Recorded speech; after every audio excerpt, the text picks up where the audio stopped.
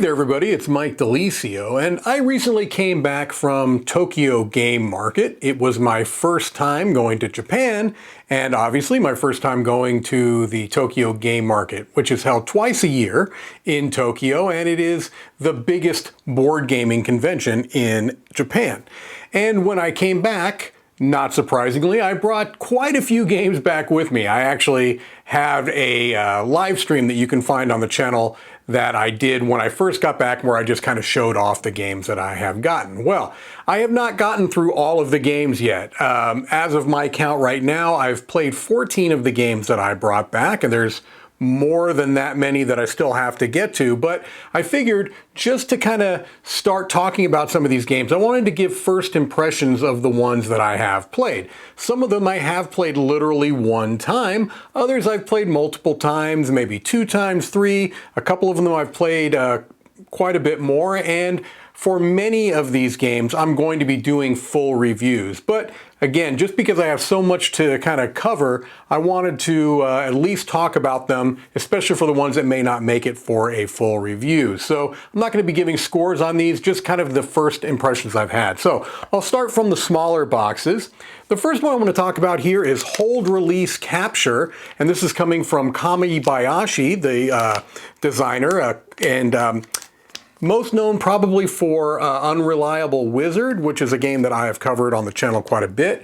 This is a solitaire-only game where you have cards with numbers and you are trying to hit a particular value by playing cards that you're going to be drawing from a deck, and then you're going to be choosing actions either to hold these cards, to release them, discarding them, or to capture them, meaning basically put them towards the collection that you are gaining towards this target number you're going to be hitting.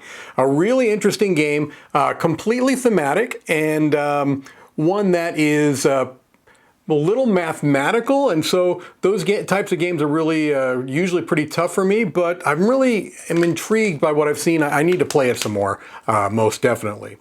Next up, let's talk about Depot. Depot is a card shedding game where you are trying to get rid of all the cards in your hand. And the way it's going to work, you know, the theme is that you are kind of sorting packages, definitely not Amazon packages, although they look exactly like Amazon packages. But you're trying to get rid of cards by playing either runs, you know, consecutive numbers, or sets, groupings of the same value. But you're restricted in how many cards that you can play out of your hand based upon kind of this open array of cards. And it starts off with a small number of cards, meaning that early in the game you'll only be able to play, you know, small numbers of cards to get out of your hand, but every round a card is added to that array. And so towards the end of the game you're able to play more impressive runs and sets. Really clever, simple to understand, and shedding games tend to be games that are usually pretty approachable because people understand the idea of, you know, playing pairs or 3 or 4 of a kind, or, you know, straights of consecutive numbers. All right, up next we've got a couple of trick takers here. This is Odyssey, and this is coming from the designer Gunnil from Korea. And Odyssey is a trick-taking game that plays up to 4 players, which is a little bit of a departure from Gunnil. He's most known for his 2-player trick-taking games, things like Jekyll and Hyde, things along those lines. And this one is interesting in a number of different ways. Number one is that you are trying to hit an exact number of tricks. You're trying to win an exact number of tricks to move along this path. So there's a bit of a race feel to it, because whoever gets to the destination first wins the game, and that's by hitting the number of tricks that you need to. You've got cards in your hand and cards in a central array that are going to be out there for everyone to play from. So it's a must-follow game, meaning that if you have a card in your hand, or if there's a card in that array that is following the lead suit, you have to follow it. However, you get to choose from which area that you follow from. So if someone plays a particular suit, you have that suit in your hand and that suit is in that public array, you have to play one of those, but you get to choose from where. So some interesting ideas in there. One I definitely need to play more. I've only had a chance to play that a couple of times. Quashars, if I'm pronouncing this correctly, is a trick-taking game from designer Taiki Shinzawa, who really is the king of Japanese trick-taking games. Many, many, many games that have been picked up by Western publishers and brought out. 9 Lives, Ghosts of Christmas, Fives most recently. And this is one where you are trying to bid for condition cards. And so in many ways, it's a standard must-follow trick-taking game with a trump suit. But you're not trying to predict the number of tricks you'll win, which is typically the way these games work, where you're bidding on the number of tricks that you're going to win based upon what you see in your hand. Here, you're bidding on conditions, and you may win a trick and not meet any of the conditions. And that's fine if that's what you're kind of planning for. But you may win a trick where you have 3 different conditions. And so when you have these bid chips in front of you, every time you hit a condition, you have to put a bid chip out there under the matching condition. And so it's a very interesting and unique twist on a bidding trick-taking game. Because again, you're not just simply bidding on the number of tricks you're going to win, you're bidding on the number of times you're going to hit these conditions that change every round. So a fascinating game. Again, another one I need to play some more to get a better sense for it, but very intrigued by Quashars. Let's talk about one more trick-taking game. This is Fine Line, and this is coming from Vic Village, publisher and designer Leo. And I've actually covered a couple of these games from this designer on our channel. Vivo, which is now getting picked up by Allplay and will be released soon in their micro game line, and Petir. Fine Line is, I think, the most kind of complex of the games that I have covered on the channel. So I think this is more complex than both Vivo and Petir. This is a game where you are kind of trying to thread a needle. You are trying to predict the number of tricks that you're going to win, but you're not doing it in a direct way. It's one that it would be far too complicated for me to try to just describe to you briefly. Just know that this is a relatively obtuse trick-taking game that I absolutely need to play more. I really don't know where I stand on this game right now. This is one that I can end up really liking with repeat plays, or can end up just being like, no, you know what, this is too obtuse for me. I don't quite get it. I'm not sure there's enough control there. I'm right on the fence. I need to play it some more, but I want to play it some more. That's a good sign. All right, next up is Smombie Vacation, and this is a really interesting game from publisher 8 Ounce, or 8 Ounces, I'm not sure, 8OZ. And this is a fascinating game. So originally there was a game called Smombie that came out a few years ago at Tokyo Game Market, and it was a 2-player only game. And this has that version of the game in it. Also, though, they have added a 2 to 4 player version of the game that's on the reverse side of the board. That's called Smombie Vacation. Sorry. Smombie is the idea of smartphone holding zombies. So they only look down. And so they take this kind of conceit of players that are only looking at what's at their feet to move, and they turn it into a couple of unique games. And so in the 2-player version of the game, you really you're placing out these little tiles that are going to, you hope, try to get your opponent to kind of just be knocked off the board, and kind of a last man standing. And you're doing that by playing these different tiles that may make them fall into a manhole cover and come out somewhere that they weren't expecting, something that shoots them off the edge of the board, things along those lines. And so that's the 2-player game. And in the 2 to 4 player game, so if you're playing 2 players, you can play either version of the game. It is one where there are a bunch of coins out on this central map, and you're trying to collect the most coins. And you're also doing it by playing tiles out on the board that other people are going to eventually kind of step onto and then have to do what it says. It may move them in a particular direction, things along those lines. But if you ever bump in to another Smombie, they drop all the coins that they've been carrying and get removed from the board for a turn. And so this one is a little bit more chaotic, the 4-player game, but But I've really enjoyed both of these. This is a game that I really have had a good first couple of plays of. Up next, we have a family weight racing game from Jelly Games, and this is called White Runner.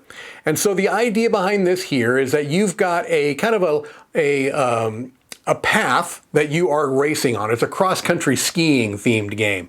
And so everyone will simultaneously play one of, I believe each player has this, the same 4 skiing cards. And so you're simultaneously going to reveal which skiing card you're going to play. And what that tells you is a couple of things. It kind of can increase or decrease the speed of your current racer. It's going to tell you potentially a number of dice that you can roll. It's going to tell you how many spaces you can potentially move. And it's also going to be setting an initiative order for when you are going to go. So once everyone has revealed their cards, they'll adjust their speed according to the card they played. And then in initiative order, the highest number going first, they're going to carry out their skiing turn, which is going to entail them perhaps rolling dice, figuring out how many spaces they can move, and the tiles ahead of them are going to have number values usually, number values on them, and you're going to roll the dice and determine, are you eligible to move to that next spot, and are you potentially eligible to move to the spot after that if the card allows you to move more than one spot. And it also has the idea that if there's someone in the space in front of you, you jump them and you're going to the space in front of them. So it leads to some really kind of fun timing, a little bit of trying to predict what other players are going to do, but a very simple, lightweight, family weight racing game with a beautiful, beautiful production. The box becomes the board. That is White Runner.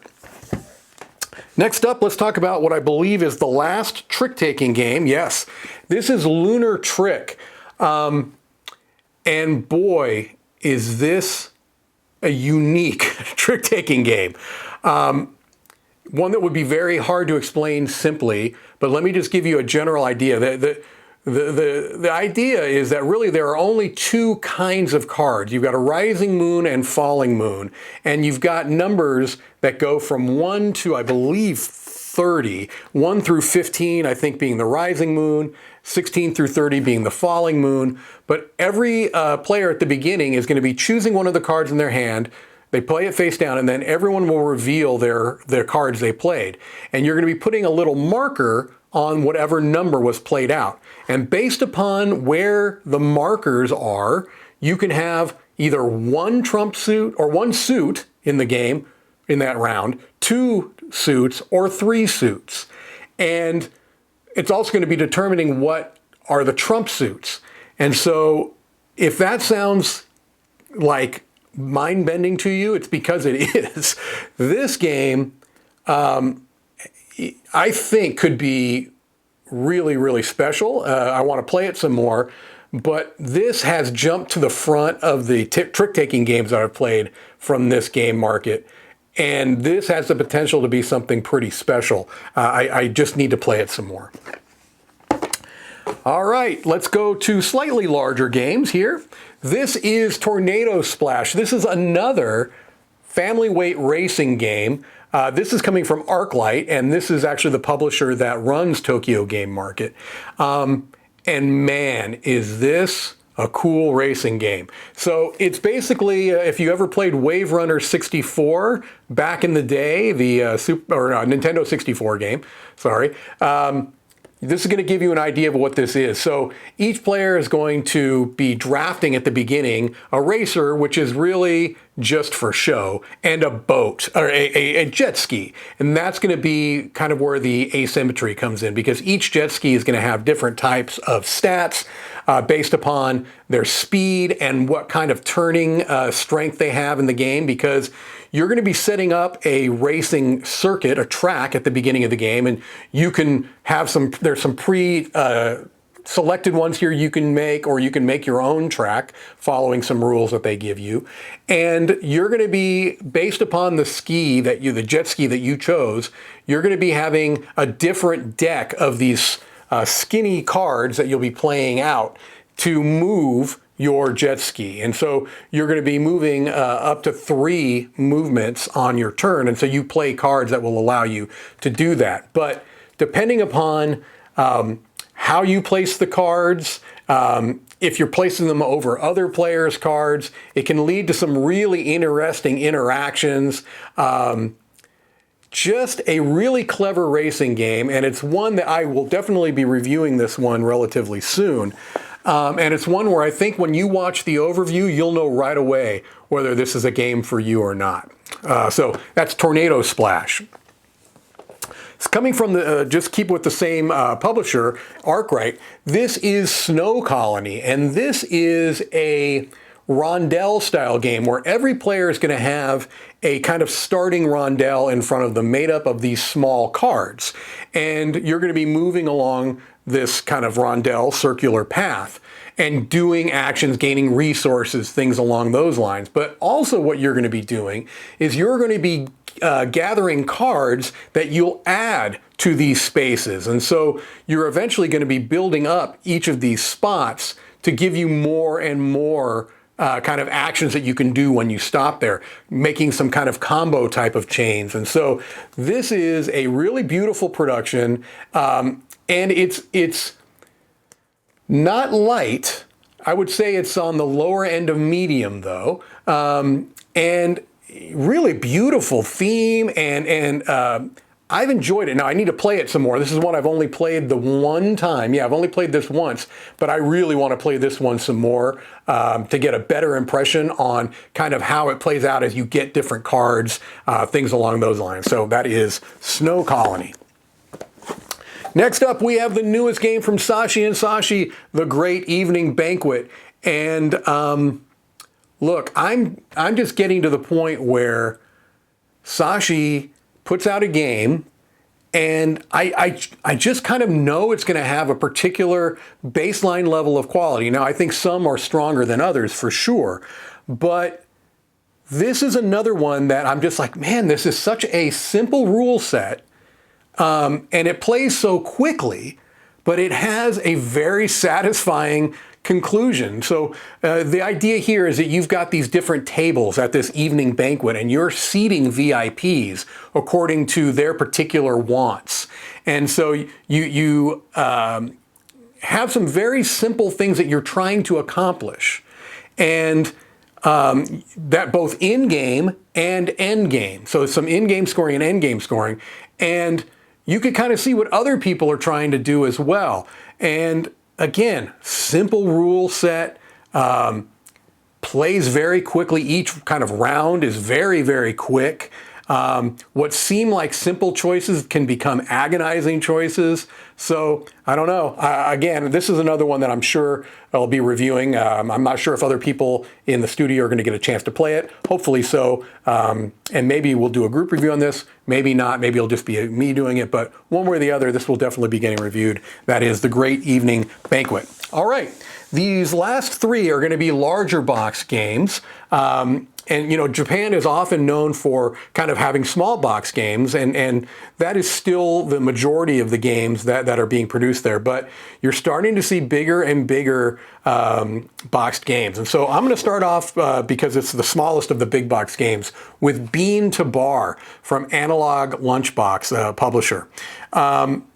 This is a really cool theme. The idea behind it is that you're a chocolatier and you are kind of running your own chocolate bar company, but you're doing the entire cycle. So from bean to bar, you're going and you're sourcing cocoa beans from different locations in the world, in the cocoa bar, I think it's called, kind of the climactic region, if that's the right word, across the world where you get the best cocoa beans. And so Madagascar and Ghana, I think, I could be getting that wrong. I shouldn't be guessing. I think Madagascar is one of them.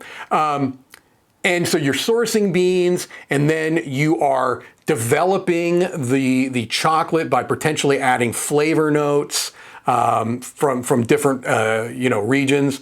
And you are marketing and selling your chocolate bars, eventually entering them into contests.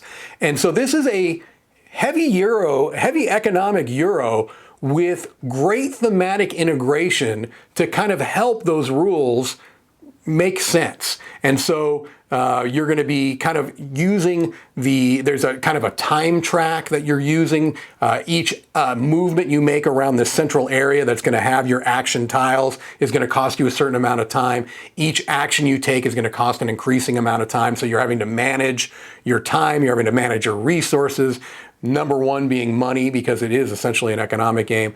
Really, really intriguing game. Played this one a couple of times and looking forward to playing it more. That is Bean to Bar.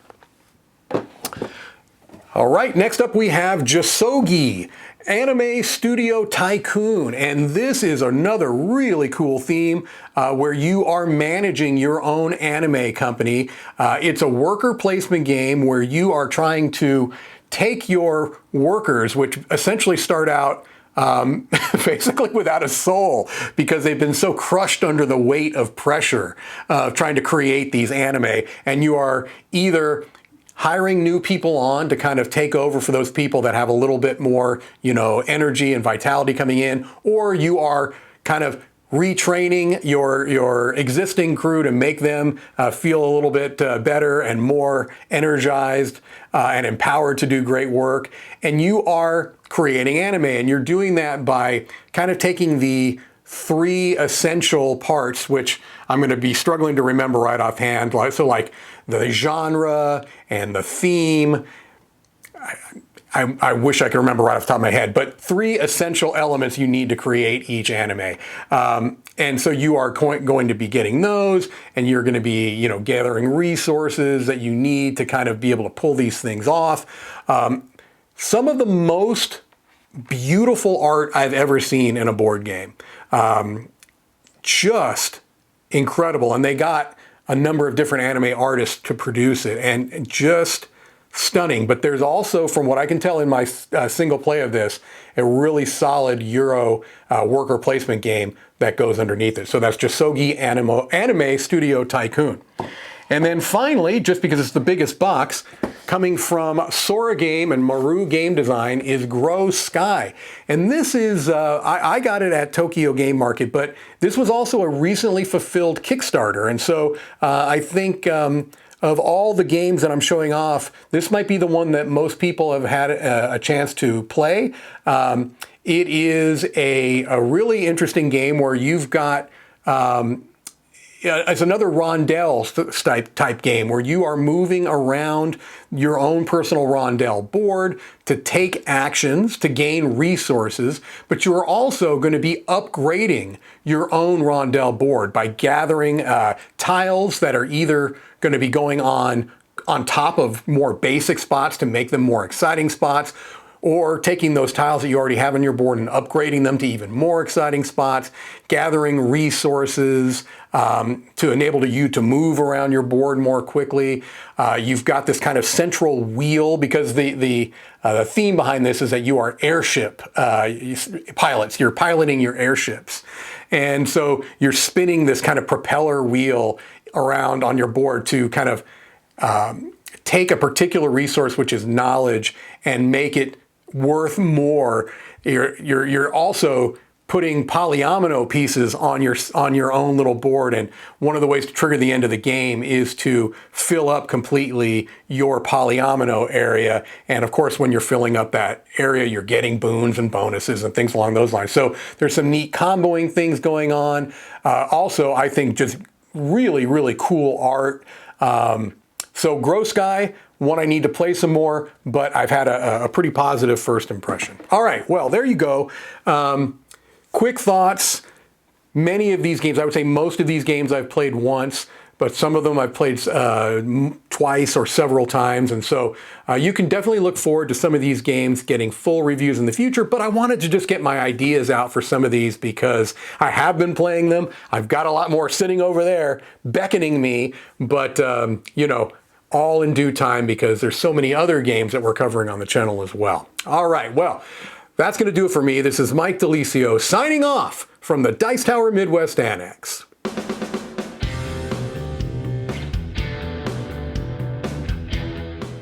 Hey everybody, thanks for watching this video. If you like this review or whatever you just watched, wasn't it amazing? Check out our channel, Dice Tower. We have all kinds of things. We review games, we do top 10s, we play games live. It's all about board games, but especially the people who play them. Check out Dice Tower YouTube channel.